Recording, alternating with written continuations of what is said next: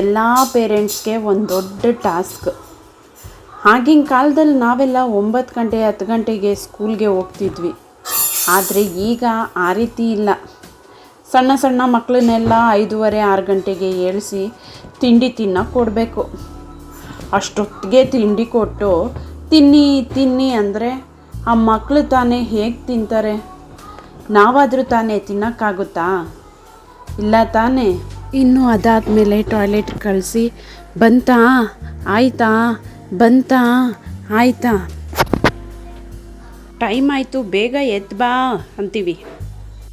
ಇದೆಲ್ಲ ತಪ್ಪು ಅಂತ ಗೊತ್ತಿದ್ರೂ ಡೈಲಿ ನಾವು ಇದನ್ನೇ ಮಾಡಬೇಕು. ಇದೇ ವಿಪರ್ಯಾಸ ಅಲ್ವಾ? ಇನ್ನು ಮಕ್ಕಳ ಆಹಾರದ ಬಗ್ಗೆ ಹೇಳಬೇಕು ಅಂದರೆ, ಮಕ್ಕಳಿಗೆ ಪೌಷ್ಟಿಕಾಂಶ ಆಹಾರನೂ ಸಹ ನಾವು ಕೊಡಬೇಕಾಗುತ್ತೆ. ಇಲ್ಲ ಏನೋ ಒಂದು ಹೊಟ್ಟೆ ತುಂಬ ತಿಂದರೆ ಸಾಕಪ್ಪ ಅಂತ ಅಂದ್ಕೊಳ್ಳೋಕ್ಕೂ ಆಗಲ್ಲ. ಮಕ್ಕಳನ್ನು ಚಿಕ್ಕವರಿದ್ದಾಗ ನಾವು ಎಷ್ಟು ನಾಜೂಕಾಗಿ ನೋಡ್ಕೋತೀವೋ, ದೊಡ್ಡವರಾದ ಮೇಲೆ ಅವರು ಅಷ್ಟೇ ಆರೋಗ್ಯವಾಗಿರ್ತಾರೆ. ಇನ್ನು ಶರ್ವಿನ ಫುಡ್ ಬಗ್ಗೆ ಹೇಳಬೇಕು ಅಂದರೆ, ಅವನು ಬೆಳಿಗ್ಗೆ ಎದ್ದಾಗ 1 ಗ್ಲಾಸ್ ಹಾಲು ಕೊಡ್ತೇನೆ, 2 ಬಾಳೆಹಣ್ಣು, 2 ಮೊಟ್ಟೆ, ಹಾಗೆ ಸ್ವಲ್ಪ ಡ್ರೈ ಫ್ರೂಟ್ಸ್ ಸಹ ಸೇರಿಸಿ ಕೊಡ್ತೇನೆ. ನೀವಿಲ್ಲಿ ನೋಡ್ಬೋದು, ಅವನಿಗೆ ಇನ್ನೂ ಪಾಪ ಸ್ವಲ್ಪ ನಿದ್ದೆ ಮಂಪ್ರು. ಹಾಗೆ ತಿಂಡಿ ಎಲ್ಲ ತಿಂದು ಸ್ಕೂಲಿಗೆ ಹೋಗ್ಲಿಕ್ಕೆ ರೆಡಿ ಆದ. ಹಾಗೆ ಮಕ್ಕಳಿಗೆ ದೇವ್ರ ಮೇಲೆ ಭಯಭಕ್ತಿ ಕೂಡ ತುಂಬ ಇಂಪಾರ್ಟೆಂಟು. ನಾವು ಅದ್ರ ಬಗ್ಗೆ ತಿಳಿಸ್ಕೊಡ್ಬೇಕು ಮಕ್ಕಳಿಗೆ. ಇನ್ನಿವತ್ತು ಇರ್ವಿನು ಬೆಳಗ್ಗೆ ಬೇಗ ಎದ್ದಿದ್ದರಿಂದ ಅಣ್ಣನ ಬಿಡಲಿಕ್ಕೆ ಅವನು ಸಹ ಬಸ್ ಸ್ಟಾಪಿಗೆ ಬಂದಿದ್ದ.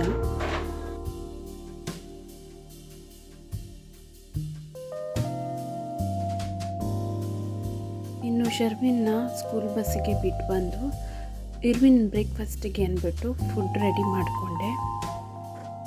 ಒಂದು ಪಾತ್ರೆಗೆ ನೀರು ಹಾಕ್ಕೊಂಡು ಚೆನ್ನಾಗಿ ವಾಶ್ ಮಾಡಿ ಸ್ಕ್ರೇಪ್ ಮಾಡಿರುವ ಸ್ವೀಟ್ ಪೊಟ್ಯಾಟೊ ಸಿಹಿ ಗೆಣಸನ್ನು ಬೇಯಿಸ್ಕೊಡ್ಲಿಕ್ಕೆ ಹಾಕ್ಕೊಂಡೆ. ಹಾಗೆ ಅದ್ರ ಜೊತೆಗೆ ಒಂದು ಮೊಟ್ಟೆ ಕೂಡ ಆ್ಯಡ್ ಮಾಡಿಕೊಂಡೆ. ಹಾಗೆ ಒಂದು ಮಿಕ್ಸಿಗೆ ಬೇಯಿಸ್ಕೊಂಡಿರುವ ಸ್ವೀಟ್ ಪೊಟ್ಯಾಟೊ, ಮೊಟ್ಟೆ,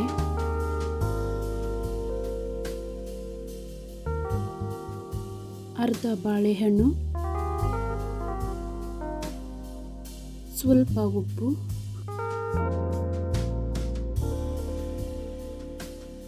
ಹಾಗೆ ಸ್ವಲ್ಪ ಚಕ್ಕೆ ಲವಂಗದ ಪುಡಿ, ಸ್ವಲ್ಪ ಹಾಲನ್ನು ಕೂಡ ಸೇರಿಸ್ಕೊಂಡೆ. ಇದರೊಟ್ಟಿಗೆ ಅಂಗನವಾಡಿಯಲ್ಲಿ ಸಿಗುವ ಬೆಲ್ಲನೂ ಕೂಡ ಹಾಕ್ಕೊಂಡೆ. ಈಗ ಮಿಕ್ಸಿಲಿ ಅದನ್ನ ಆಡಿಸ್ಕೊಂಡ್ರೆ ಹೆಲ್ತಿ ಫುಡ್ ರೆಡಿ.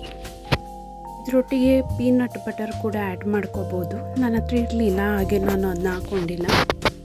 ಇನ್ನು ಮಕ್ಕಳುಗಳಿಗೆ ಈ ಥರ ಫುಡ್ ಕೊಡೋದ್ರಿಂದ ಎನರ್ಜಿ ಬೂಸ್ಟ್ ಆಗುತ್ತೆ, ಅವ್ರ ಹಾರ್ಟ್ ಹೆಲ್ತ್ ಕೂಡ ಒಳ್ಳೆ ಇರುತ್ತೆ, ಮೆಂಟಲಿ ಹೆಲ್ತು ಇಂಪ್ರೂವ್ ಆಗುತ್ತೆ, ಬೋನ್ಸ್ ಗಟ್ಟಿಯಾಗುತ್ತೆ, ಇಮ್ಯೂನಿ ಸಿಸ್ಟಮ್ ಬೂಸ್ಟ್ ಮಾಡಲಿಕ್ಕೂ ಕೂಡ ಇದು ಹೆಲ್ಪ್ ಮಾಡುತ್ತೆ.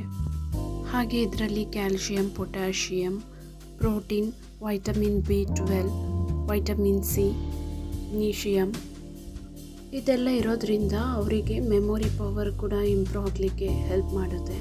ಡೈಜೆಷನ್ನು, high health, constipation, hair growth, ಮೂಳೆ ಮತ್ತು ಹಲ್ಲುಗಳ ಬೆಳವಣಿಗೆಗೂ ಸಹ ಇದು ತುಂಬ ಹೆಲ್ಪ್ ಮಾಡುತ್ತೆ. ಇನ್ನು ಶರ್ವಿನ್ಗೆ ಸ್ನ್ಯಾಕ್ಸಿಗೆ ಅಂತೇಳಿ ಡೈಲಿ ಆ್ಯಪಲ್ ಹಾಕ್ತೀನಿ. ಆ್ಯನ್ ಆ್ಯಪಲ್ ಆ ಡೇ ಕೀಪ್ಸ್ ಡಾಕ್ಟರ್ಸ್ ಅವೇ. ಹಾಗೆ ಇದರೊಟ್ಟಿಗೆ ಮಕ್ಕಳಿಗೆ ರೈಸ್ ಐಟಮ್ಸು, ದೋಸೆ, ಇಡ್ಲಿ ಇದನ್ನೆಲ್ಲ ಕೊಡಬೇಕು. ಆಗ ಅವರಿಗೆ ಪ್ರೋಬಯೋಟಿಕ್ಸು ಹಾಗೆ ಕಾರ್ಬೋಹೈಡ್ರೇಟ್ಸ್ ಎಲ್ಲ ಸಿಕ್ಕಿದಾಗುತ್ತೆ. ಇನ್ನು ನಾನು ನನಗೆ ಬ್ರೇಕ್ಫಾಸ್ಟಿಗೆ ಅಂದ್ಬಿಟ್ಟು ಚಪಾತಿ ಮಾಡ್ಕೊಂಡಿದ್ದೆ. ಇರ್ವಿನ್ ಕೂಡ ಬಂದು ನನಗೆ ಹೆಲ್ಪ್ ಮಾಡ್ತಾಯಿದ್ದ. ಅದ್ರ ಜೊತೆಗೆ ಮಾಮೂಲಿ ಇದ್ದಿದ್ದೆ ಅಲ್ಲ, ಈ ಥರ ಪಾತ್ರೆ ಎಲ್ಲ ಗುಡ್ಡಕ್ಕೆ ಅವನು ಕೂಡ ಅವನದೇ ಅಡುಗೆ ಮಾಡ್ಕೋತಾ ಇದ್ದ. ತುಂಬ ಚಿಕ್ಕವನಾಗಿರೋದ್ರಿಂದ ಈ ಥರ ಎಲ್ಲ ಮಾಡ್ತಾ ಇರ್ತಾನೆ. ನಾನು ಸ್ವಲ್ಪ ಪೇಷನ್ಸ್ ಆಗಿರಬೇಕು. ಒಂದು 3 ವರ್ಷ ಮಾಡ್ಕೋತಾನೆ, ಇನ್ನು ಮತ್ತೆ ನಂಗೆ ಕರೆದ್ರೆ ಅವನು ಈ ಥರ ಎಲ್ಲ ಮಾಡ್ತಾನೆ. ಇನ್ನು ಅವನು ಕೂಡ ತಿಂಡಿ ತಿಂದು ಮಲಿಕೊಂಡ. ಅವನು ಮಲಗಿದ್ರೇ ನನಗೂ ಕೆಲಸಗಳಾಗೋದು. ಇನ್ನು ನಾನು ಮಗುನ ಈಗ ಈ ರೀತಿ ಸೀರೆಯಲ್ಲಿ ಕಟ್ಟಿ ಮಲಗಿಸ್ತೀನಿ. ಈ ಥರ ಮಲಗಿಸೋದ್ರಿಂದ ತುಂಬ ಜಾಸ್ತಿ ಟೈಮ್ ಮಲಿಕೋತಾರೆ. ಏನಾದ್ರು ಮಧ್ಯದಲ್ಲಿ ಎಚ್ಚರ ಆದಾಗ ಬಂದು ಅವಾಗವಾಗ ಅದನ್ನ ತೂಗಿ ಹೋದರೆ ಇನ್ನೂ ಸ್ವಲ್ಪ ಹೊತ್ತು ಮಲಗ್ತಾನೆ. ಬರೀ ಕಿರಿಕಿರಿ ಇಬ್ರುವೆ. ಏನು ಮನೆ ಅಣ್ಣ ಸ್ವಲ್ಪನೂ ಹೇಳಿದ ಮತ್ತೆ ಕೇಳಲ್ಲ ನಿಮ್ಮ ಅಣ್ಣ. ಇನ್ನು ಶರ್ವಿನ್ ಸ್ಕೂಲಿಂದ ಬಂದು ಹಠ ಮಾಡ್ತಾ ಇದ್ದ, ಆಟ ಆಡ್ಲಿಕ್ಕೆ ಬಿಡು, ಹೊರಗಡೆ ಹೋಗ್ತೀನಿ. ಆ್ಯಸ್ ಯೂಶ್ವಲ್ 2 ಮೂಸಂಬಿ ಹಣ್ಣು, 1 ಗ್ಲಾಸ್ ಹಾಲು ಕುಡಿಯೋಕೆ ಕೊಟ್ಟು ಅವ್ನು ಕುಡಿದ ನಂತರ ಆಟ ಆಡ್ಲಿಕ್ಕೂ ಕಳಿಸ್ದೆ. ಇನ್ನು ಈಗಿನ ಕಾಲದ ನನ್ನಂಥ ಅಮ್ಮಂದಿರಿಗೆ 2 ಥರ ಚಿಂತೆ. ಒಂದು, ನಾವು ಹೆಂಗೆ ಸಣ್ಣ ಆಗೋದು, ಇನ್ನೊಂದು ನಮ್ಮ ಮಕ್ಕಳನ್ನ ಹೆಂಗೆ ದಪ್ಪ ಮಾಡೋದು ಅಂತ. ಆಫ್ಟರ್ ಡೆಲಿವರಿ ನನ್ನ ವೆಯ್ಟ್ ಲಾಸ್ಗೆ ಇವೆರಡು ಡ್ರಿಂಕ್ಸು ತುಂಬಾ ಹೆಲ್ಪ್ ಮಾಡ್ತಿವೆ. ಇದನ್ನ ನಾನು ನಿಮ್ಮ ಹತ್ರ ಶೇರ್ ಮಾಡ್ಕೋತೀನಿ ಇವತ್ತು. ಮೊದಲಿಗೆ 2 ಗ್ಲಾಸಲ್ಲಿ ನೀರು ತೊಗೊಳ್ಳಿ. 1 ಗ್ಲಾಸಿಗೆ ಚಿಯಾ ಸೀಡ್ಸ್ ಹಾಕಿ, ಮತ್ತೊಂದು ಗ್ಲಾಸಿಗೆ 1 ಸ್ಪೂನಷ್ಟು ಮೆಂತ್ಯ ಕಾಳು ಹಾಕಿ,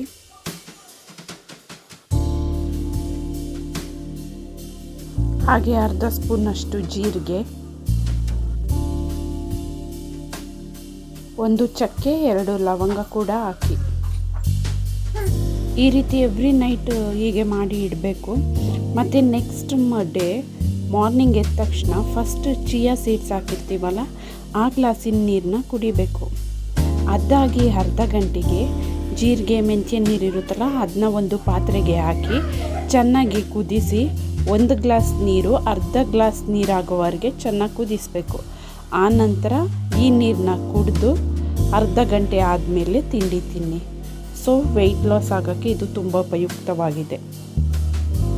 ಹಾಗೆ ಜೀರಿಗೆ ಮೆಂತ್ಯ ನೀರು ನಿಮಗೇನಾದರೂ ಕಹಿ ಅನಿಸಿದರೆ 1 ಟೇಬಲ್ ಸ್ಪೂನಷ್ಟು ಜೇನುತುಪ್ಪ ಆ್ಯಡ್ ಮಾಡ್ಕೋಬೋದು. ಚಿಯಾ ಸೀಡ್ಸ್ ನೀರಲ್ಲಿ ನೆನೆಸಿ ಸೇವನೆ ಮಾಡೋದ್ರಿಂದ ಜೀರ್ಣಕ್ರಿಯೆ ಉತ್ತಮಗೊಳ್ಳುತ್ತದೆ ಮತ್ತು ಕರುಳುಗಳಲ್ಲಿ ಜೀರ್ಣಗೊಂಡ ಆಹಾರದ ಚಲನೆಯು ಕೂಡ ಸುಲಭಗೊಳ್ಳುತ್ತದೆ. ಹಾಗೆ ಇದು ತೂಕ ಇಳಿಕೆಗೂ ಸಹ ತುಂಬಾ ಹೆಲ್ಪ್ ಮಾಡುತ್ತೆ. ಹಾಗೆ ಚಕ್ಕೆ, ಲವಂಗ, ಜೀರಿಗೆ, ಮೆಂತ್ಯ ಇವೆಲ್ಲ ಜನಪ್ರಿಯ ಮಸಾಲೆ ಪದಾರ್ಥ ಆದರೂ ಇದು ತೂಕ ಇಳಿಸ್ಕೊಳ್ಳೋದ್ರಲ್ಲಿ ತುಂಬಾ ಹೆಲ್ಪ್ ಮಾಡುತ್ತೆ. ಹೀಗೆ ನೆನೆಸಿ ಕುದಿಸಿದ ನೀರನ್ನು ಕುಡಿಯೋದ್ರಿಂದ ಇದು ಚಯಾಪಚಯ ಕ್ರಿಯೆಯನ್ನು ಸಹ ಬೇಗಗೊಳಿಸ್ತದೆ. ಹಾಗೆ ಕ್ಯಾಲರಿಗಳನ್ನು ಸಹ ಬರ್ನ್ ಮಾಡುತ್ತೆ. ದೇಹದಲ್ಲಿನ ಕೆಟ್ಟ ಕೊಲೆಸ್ಟ್ರಾಲ್ನು ಕೂಡ ಕಡಿಮೆ ಮಾಡಲು ಇದು ತುಂಬಾ ಸಹಾಯ ಮಾಡುತ್ತದೆ. ಓಕೆ ಫ್ರೆಂಡ್ಸ್, ಈ ವ್ಲಾಗ್ಸ್ ನಿಮಗೆ ತುಂಬಾ ಯೂಸ್ ಆಗಿದೆ ಅನ್ಕೋತೀನಿ.